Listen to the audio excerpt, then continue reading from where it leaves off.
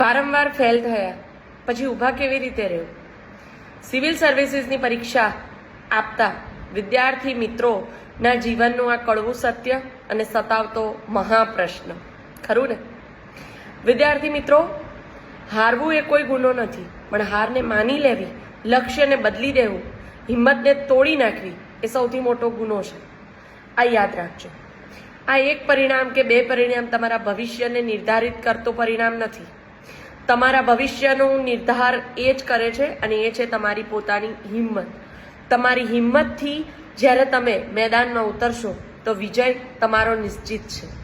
તો વિદ્યાર્થી મિત્રો, ઊભા થાવ અને તમને મળેલી નિષ્ફળતા એ ફક્ત તમને તમારું દર્પણ બતાવવા માટે હતી.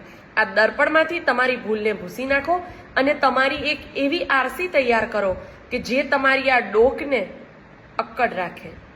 અને જે લોકો તમારા ઉપર હસ્યા છે, જે લોકોએ તમારા આત્મવિશ્વાસને તોડવા માટે પોતાની તલવારને ઉગામી છે, એ બધાની તલવારને બુઠ્ઠી કરી નાખે. એ સમય પાકી ચૂક્યો છે, ખરું ને?